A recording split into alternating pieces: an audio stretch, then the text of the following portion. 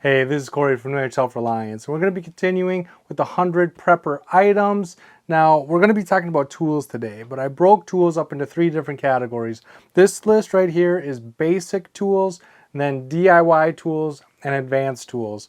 And when I made this basic list, I had in mind people that live in home apartments, people that travel a lot. You know, these are things that I think people are going to reach for most often. Right? These are just like everyday, day-to-day tools that you need to fix things or accomplish things that need to be happening in just day-to-day life, right? So these aren't going to be like your standard hammer and nails and all that different stuff. These are going to be things that people actually use very often. And so let's jump in to number 1. All right, so number 1 is box cutters. This one needs to be lubed up a little bit. This is a standard box cutter. This is more of a utility knife. I prefer these snap tip blades over the box cutters because the box cutter, the blade is what it is, right? If I need a little bit more reach, doesn't matter. If I need to like tweak it to cut some foam, I can't. Right? It just is what it is. But for boxes, this is the one I use the most. That's why it needs to be lubricated, is because the thing that I do the most is open boxes, right? You open Amazon boxes, you go to the store, you buy something, it comes in a box or some packaging, and you're opening the packaging. So this is the one that I use the most, but I prefer this one because look at that reach, and it's flexible. And so I can lean it up against a wall and then kind of cut off foam. I can reach into different places and cut the foam out. I can reach into different packaging. I can lay it flat and get underneath the product. So when it's, let me close this so I don't cut myself. So when the packaging is tight to the product, I don't want to use a utility knife because I might cut the thing inside the packaging. With this, I can bend it down and get underneath the product. So I'm only cutting the packaging and not the product itself that I want to keep and use. And so I like this one better, but this is the one that I use the most. And so a utility blade, a utility knife, a box cutter, I think is one of those things that everybody uses, everybody should have on hand, and you're going to use it more than you think. Every time you buy almost anything these days, you need a box cutter to cut the tape open, to break down the box after you're done using it, to get the blister pack open. I mean, a box cutter, utility blade, they're kind of, everybody needs one. All right, the second thing on the list is leather gloves. And the reason I like leather gloves so much is because, number 1, they can protect your hands. So if you're doing yard work or different things, nothing's going to poke you or stab you or damage your hands. When you're working on different things and they are hot, you don't have to worry about getting burned. This does really well at preventing you from heat, cold, sharp pointy things. These can protect your hands from a lot of different things, and that's why I like leather gloves. So these are Mechanic brand, but these are the leather Mechanics. The normal Mechanics gloves are polyester, and if you grab something hot, they're going to melt, and they're going to melt to your hand or your fingers, and that hurts. Trust me, I know. And so I like the leather gloves, and I use these. I have a couple different pair. So when I'm working out in the garage, I have a pair for in the garage. These are my camping pairs. So when I go camping, I clip these to my backpack or my belt loop, and so that I have them on me. And I have a pair for inside the house for when I'm working on different things. I just really like leather gloves. And again, I don't care what brand you get. I'm going to link the things that I'm familiar with in the description box down below. So if you want to check them out, you can. But I'm not brand loyal to anything, right? If you find a pair of leather gloves that you really like and they're not Mechanics, I'm sure they're going to work really well. It's just, this is what I use, so this is what I'm going to link to. But there's also like DuraTough gloves, and there's all these different gloves that are made of different materials. I stick with leather because I'm most comfortable with it. I trust it, I rely on it. I know it's not going to burn me because I've touched hot things with it. I know it's not going to poke me because I've done lots of stuff where I should have been poked, and these have protect my hands. It's not that It's not that they're not good, like those DuraTough and all those other ones. They might be awesome. It's just this is what I'm comfortable with. This is what I know works, and I like to stick with what I know. So this is what I use, but I'm sure there's a lot of other companies out there that make high quality gloves that can handle heat and sharp objects. It's just, I prefer using leather. All right, so number 3 is safety glasses. Being able to protect your eyeballs when you're doing lots of different things, even when you're just hiking or if you're out in the yard going through brush and sticks and things. If you're sawing, if you're doing a lot, there's a lot of different reasons to wear safety glasses. Sometimes I'll wear safety glasses when I'm mowing. If I'm not mowing my yard, I don't really need them. But there are some yards where I'll be mowing and I'll put safety glasses on just so I don't get a stick in the eye or a branch flying back into my eyes.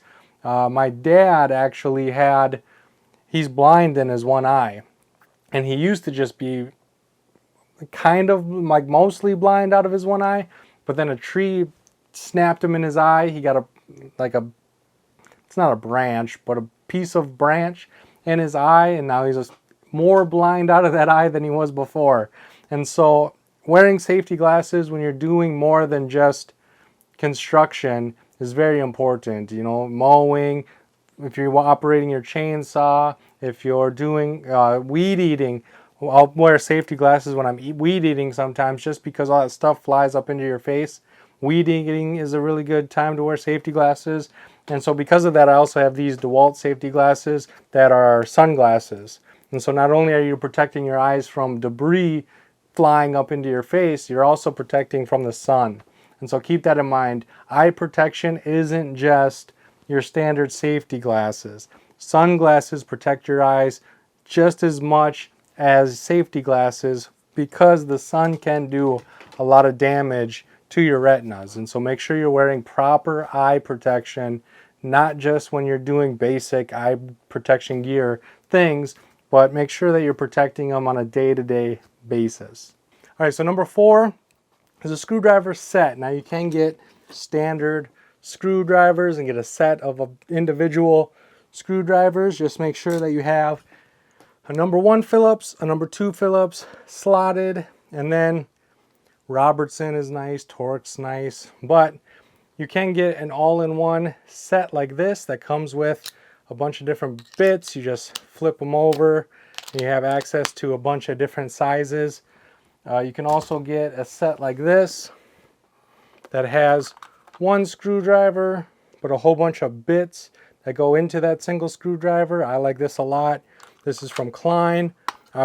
This is from Klein too, I think. It is. Klein screwdrivers. But I will link them in the description box down below. Again, it doesn't matter what kind you get. Doesn't matter what brand it is. Just as long as it works. And again, that it has a number 1 Phillips, a number 2 Phillips, a slotted. And then the micro ones are really nice because if you have reading glasses or prescription eyeglasses, they take very small screws, right? Really small Phillips, really small flatheads. So having these very small sizes is really handy as well, especially if you wear eyeglasses. And so I will link both of these down below. With these 2 kits, I guess you would call them, I can do almost everything. I can take apart remote controls, I can take apart my son's toys, I can change the batteries and a lot of different things because again, those are those little Phillips screws or little flathead screws to change out batteries. With these 2 kits, I can do pretty much everything I need to do. And so get yourself a good high quality screwdriver set and you're going to use it all the time. Like I said, changing out batteries and remotes, changing out batteries in your kids' toys, fixing, tightening handles on pots and pans, tightening handles like cabinet handles and knobs. You're going to be using it all of the time. So get a good screwdriver set. All right, so number 5 isn't necessarily a tool, but your tools really don't have any purpose without good hardware. And so having an assortment of screws and nails, finishing nails, trim nails, screws, drywall nails, all the different things for hanging pictures, for fixing different things. Here I have a Amazon Basics. It's not a Sortimo. The Sortimo company makes these. This is not Sortimo though. I don't know what to call it. It's an organizer. And you open it up, and this has all my electrical stuff in it. But the thing I like about it is I can take the bins out and I can use the bins wherever I need. So if I need to grab three-way Wagos, I can just grab them, close this up, and then use it. And I don't have to worry about anything falling out. I don't have to worry about making a mess. And the cool thing is, the thing I really like about this system is I can tip it upside down, shake it, and everything stays exactly where it was. And so I don't have to worry about all the different pieces falling into each other. I don't have to worry about going and sorting it and putting it back the way it was time and time again. I look at what I'm low on, I fill it up, and I know that I'm actually low on it because everything stays in its place. A lot of times you look and this container's empty, but all the pieces that were in it fell into other stuff, you know. And so then you have to go through and you have to figure out how much you actually have. This keeping everything organized, even when it's upside down and shaking, is just really, really handy. So I will link this down below as well. I know Sortimo makes the better ones. Theirs are more robust. They can handle more. Their tray system is better because you can use the different trays. This one has a set pattern. And so you can, it's not a set pattern, but the trays in here are made for this. So even though you can move them around and adjust them, you can't buy like another 4 square one and like customize it. It just is what it is. But for the money, for how much cheaper this is than the Sortimo, and again, I'm not abusing this case. It just sits on a shelf until I need electrical connectors, and then I pull it out, I use it, and then it sits again for who knows how long. And so I like this one for the money, but the Sortimo ones are significantly better, like way better. But again, for me, for the money, I like the Amazon Basics. Making sure that you have what you need when you need it, so that when you have a problem, you can fix the problem. Having an assortment of nuts, bolts, and screws means that you can, what happens to me all the time, okay, is a screw breaks or something happens, I lose a screw, or you know, something happens, and then I need to replace that screw, and I have no idea what size screw that was. I have no idea what the thing that it was holding together is called. Like if I'm working inside of a washing machine and I lose a screw to the big white thing, you know, I don't know what that thing is called. I don't know what kind of screw it takes. I don't even know what to Google to figure out what that part is called or what that screw is for. I have no idea. And so for me, having an assortment of hardware, having an assortment of screws means I can go and I can test a bunch of different sizes, a bunch of different thread pitches. I can test all these different ones. And then once I find the one that I need, I can go and I can buy more to replace my supply, right? I don't need to buy the one for the washing machine. I have the one for the washing machine, but now I know which one I used and I know which one I have to replace. And so I'll write down what I used. And then the next time I go to fix the washing machine, I wrote down what size screw I used to fix it. So if it breaks again or if I lose it again, I know exactly what screw it is. And I don't have to sit and test 13 different screws to figure out which one's the right one. I have it written down, and so I know exactly what screw I need to fix whatever I decided to call that thing, right? The little pump looking thing, right? And so having an assortment of hardware allows me the opportunity to fix and maintain a lot of different things. And so having hardware, even though it might not be considered a tool, it's the thing that allows you to get the job done. And if you have the right tools and the right hardware, there isn't much that you can't get done. All right, so number 6, again, it's not really a tool, but it's one of those things that you're going to use all the time, and that is glue. Whether that is CA glue or super glue or Gorilla Glue. I like the Gorilla Glue. I like wood glue. I use the Gorilla Glue wood glue because I just stick with the brand that I know.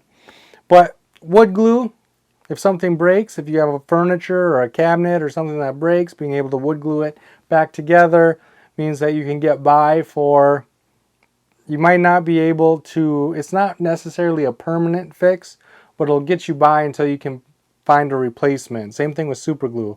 Super glue, it might not be a permanent fix, but it can get you by until you buy a replacement. It'll help you save money up, right? So instead of something breaks and I can't afford a new one and now I'm just out of luck, I can super glue it, I can wood glue it, and then once it's glued together, right, I can get by. I can be very delicate, I can be very careful, and I can get by. And then once I save up enough money, I can buy a replacement, and then, right, I'm good to go again. So even though it's not necessarily, sometimes it is a permanent fix, but it's not always a permanent fix. And when it's not a permanent fix, it still gets you by to where you can save up the money and buy the replacement. So I think everybody needs glue on hand that they can use to fix wood, and the CA glue or the super glue can fix a lot of plastic stuff. And so with these two, CA and wood glue, you can fix a lot of different things, and you can temporarily hold things together to get you by until you can afford a replacement. So I think everybody needs glue. Number 7 is a tire pressure gauge. Again, this is a tool that everybody needs. This one is very big and robust. It hooks right up to the air compressor and helps you fill up your tire. It has the gauge right on it. And then that gauge helps you make sure you're not overfilling your tire. So as you're going, you don't have to fill, check, fill, check, fill, check.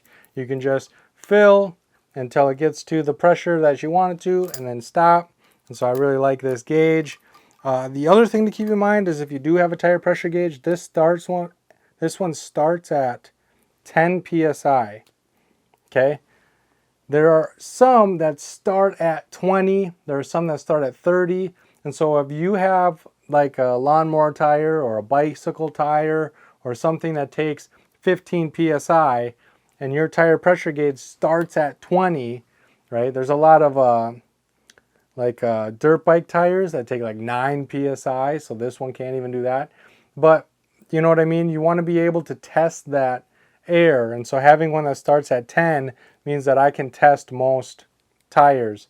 The other thing is when you have the ones that start at 30 and you need 33 psi and this thing like barely moves at all, it's hard to know if it moved or if you bumped it, right? And so having it start at 10 means when I'm at 33% or at 33 pounds, it's way out here. I can clearly see that there's a lot of air in that tire. I don't like the ones that barely move, and then you're kind of guessing if there's air in it or not, or if it actually moved or not. I hate those ones. I like the ones that really fly out and let me know that there is air in there, and I can easily see how much PSI is in there. And so check it before you buy it. That's the moral of the story. See where it starts, because you don't want it to start too high. Lower, in my opinion, is always better, but make sure that it does go up to whatever you need. So this one starts at 10, stops at 50. So if you're doing tractor tires and stuff, you might need a better one than this. This one starts at 0 and goes all the way up to 100. And so this one can do a lot of different tires and a lot of different things. And so tire pressure gauge, keeping your tires properly inflated means that they're not going to bald as quickly. They're not going to cause wear and tear, unnecessary wear and tear on your wheel bearings and your axle assemblies. It's going to help with fuel economy. It's going to help not have your engine working as hard. And so there's a lot of benefits of keeping your tires properly pressurized. And so make sure that you're checking them and properly inflating them often, especially when the weather changes. When it goes from hot and then the air inside your tires is expanding because it's hot, and then it goes to cold where it condenses. You want to make sure that you're checking them at least 4 times a year. You want to check them at the beginning of each season. Ideally, you want to check them at least 8 times, the beginning and end of every season. And better yet is to check them at least once a month.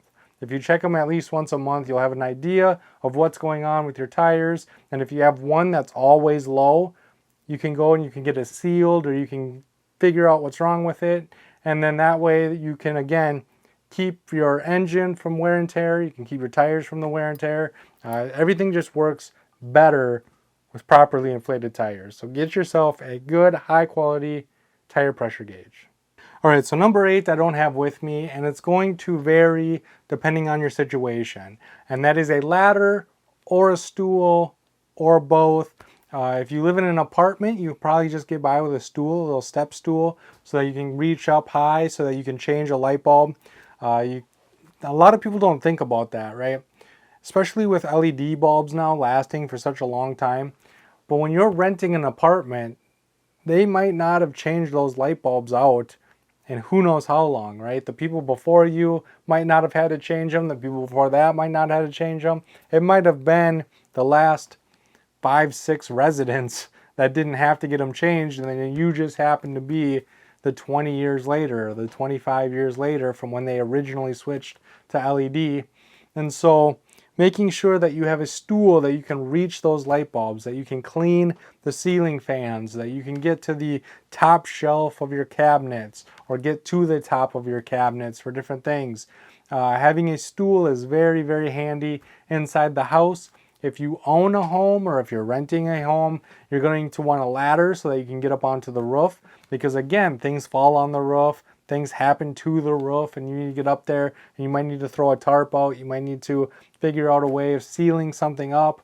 And having a ladder so that you can get to what you need to get to, do what you need to do, is very, very important. I have quite a few ladders. I actually have 3 different ladders, and I use all 3 of them quite often because there's always something going on to where, you know, the siding will shift because of high winds, and I got to shift it back, and then I might have to put a nail in it so that it doesn't shift too far over again. Again, you got to hang siding so you don't nail it tight. You just loosely nail it, but you just keep it from sliding too far to one side. And so all of these things are very important, and having a ladder allows you to work on these things, fix them, adjust them, get at them. And so a ladder and or a step stool is my number 8. Number 9 is super important, and people don't really think about it all that much, and that is tape. You always need tape when you don't have tape. And so packing tape, so if you're going to be shipping something, sometimes you'll order something on Amazon and it's not right or it doesn't work out and you need to return that item. Having packing tape means you can tape everything back up and ship it back to wherever it needs to go so that you can get your money back, so you can spend that money on the thing you actually need. Electrical tape comes in really handy. It seals different things. It prevents electrical shock, so you can cap off a wire. If there's a loose wire and you don't know what it's to, wrapping it in electrical tape means that nobody's going to accidentally touch it. Something bad's going to happen. Painter's tape is really nice because it removes without leaving a sticky residue. And so not only can you use it for painting and stuff, but sometimes I will mark out different things. I'll write on their oven not working, and then I'll put it on the oven because we can still use the stove top, but we just got to remember not to use the oven. Or dishwasher's leaking, and I'll put it on there, and then it'll remind me that I need to get in and I need to figure out why the dishwasher's leaking. And it keeps Caroline from using those things when they're not working properly. Again, you can leave yourself little notes, or you can mark out if you're going to buy a new cabinet. You can mark out that cabinet with painter's tape so you kind of see where it's going to fit or if it's going to fit at all. There's a lot you can do with a good set of painter's tape. So I really like it. Gorilla tape, duct tape.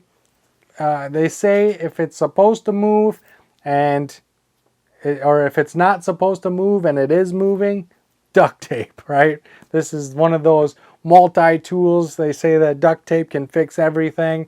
And so having a good roll that can be used is important. And you will find purposes for all of these different tapes. I know it seems weird having a bunch of different tapes on hand, but you'll use each of them independently for something or another. Even I've used not electrical tape, I've used Gorilla tape. There was a leak in one of the pipes, and I was able to Gorilla tape it and then flush what I needed to flush, and then I could get in there and fix the leak, because if not, all that water would have gone right into our house, right? And so by me temporarily fixing it with duct tape, just so that I could drain it to where it needed to go to, and then I could undo the Gorilla tape, cut out that section, cap it, replace that section of pipe. It really saved my day one time. And so having it on hand is very, very important. So make sure you have plenty of tape, but also different kinds of tapes for different kinds of jobs. All right, so number 10, which isn't the last one. I have 2 bonus ones on this list, but number 10 is a tape measure. Being able to measure is key. They say measure twice, cut once. Measure twice, hang your picture once. Measure twice, buy the right thing. It's so important to have a tape measure. If you want to buy a new dresser, right? If you want a new dresser for your room, you measure the space and then you buy a dresser that fits that space. If your curtain rod breaks, you measure the size of the curtain rod that you need, and then you buy the one that's right for you. Or if you need new curtains, you measure the window, you measure what you need so that you're buying the right curtains. If your closet rod breaks so that you hang your clothes on, if that breaks, you measure it out and you buy the right thing the first time. If you're remodeling and you're redoing your countertops, you measure the square footage of your countertops and make sure that you're getting a proper replacement. If you're buying a new dishwasher, we are in the market for a new dishwasher. I measured the current dishwasher that we have, and we're making sure that the one that we pick out fits in the hole that we have. There are some that are an inch bigger, and if we accidentally buy one of those larger ones thinking that, hey, this one's bigger, it's gonna hold more, I like the bigger one, and we buy it and it doesn't fit in the hole, we can't use that. And then we're gonna have to try to figure out how to return it, and then we're gonna have to buy one that does fit, and it would be a headache. It'd be a super frustrating experience. But because I measured it, I now know we don't even look at those bigger ones, right? We pretend they don't even exist because it's not going to fit in the hole provided. And so measuring things, it's so important. And I think people just, they just assume a dishwasher is a dishwasher. And so if I buy it, I have a dishwasher now. If I buy a new one, it's a 1-to-1 fit. It's not. Same thing with refrigerators. Refrigerators are different widths. Some of them are really, really wide. Some of them are really skinny. And so some people will go out and they'll buy one and they're like, oh, this one's really cheap, we're going to use it. And it's really skinny and they have all this extra room and they're like, oh, I wish we wouldn't have done that. Or they spend a bunch of money. They're like, oh, we spent a lot of money, we're getting a really good refrigerator, and then it doesn't fit in the hole because it's way too big. Measure it first. If you measure everything, if your table, your dining room table, if you're replacing your dining room table, is the new table going to fit in your space? What is the current table, right? I had a friend that bought a new dining room table, and the new dining room table, they wanted a bigger one, right? And so they wanted to be able to seat more people, and they wanted a bigger one. And they ended up buying a really nice fancy one, but it was the exact same size as their original dining room table because they never took the time to measure the original one. They just assumed that this one was bigger. They're like, oh, ours has to be about 4 feet. This one's 5 feet, so it's going to probably be about a foot bigger, right? If they would have measured that theirs was 5 feet, they would have known that that one was too small. It's the exact same size. Even though it's fancier and nicer and it looks way better than their old one, it's the exact same size. They didn't accomplish what they were set out to do just because they didn't take the time to measure their original one. So get a tape measure, use it all the time. Even when you think you don't need to measure, measure twice, buy once, measure twice, cut once, measure twice, line up your picture properly, get it to exactly where you want it so it's not bugging you every time you're looking at it. Measure everything. Measure everything. If you get nothing else out of this video, buy a tape measure and measure everything. All right, so my first bonus in this section is books. So here we have codes for homeowners. This is for wiring. You can also get one for plumbing and different things. And so knowing the code in your area before you start just tearing things apart. Here I have home repair and improvement. And so if you're having a problem with your house or your home, you can look it up in this book. And then this book will tell you what more tools, what more things you might need, the hardware you would need, the tools you would need. This is going to help you figure out exactly what it is you need to accomplish the job. And so even if I haven't listed the tools that you need, these books are going to help you figure out what you need for specific problems, how your house works. Again, this is going to teach you about plumbing, electrical, how your thermostat works, how your washing machine, all the different things inside your house. This is going to teach you how it works. So again, you can fix it and you know the tools and different things that you need for certain problems. Here's 100 things every homeowner must know. This is a good read if you're a first-time homeowner, or if you're looking to buy a house, or if you're in the market for a house. Reading this not only helps you. So those other books, when you own a home, those books are going to help you fix things that once they become a problem, you look them up. It's going to teach you what's wrong and how to fix it and kind of what to look for. This I suggest you get before you buy a house, because you read this book and then when you're going to purchase a house, you know 100 things to look for, right? You know what to look for. You know what to expect. You can look at something and you can be like, I remember reading about that. We don't want to deal with that, so we don't want this house. Or you'll look at like a light fixture that's hanging from the ceiling and you're like, I read about that. That's not really a big deal. We can fix that ourselves. So that's not a deal breaker. We can still buy this house and we can fix that ourselves. We can fix that ourselves. You know what I mean? And so it gives you an idea of what to look for when you're trying to buy a home as well.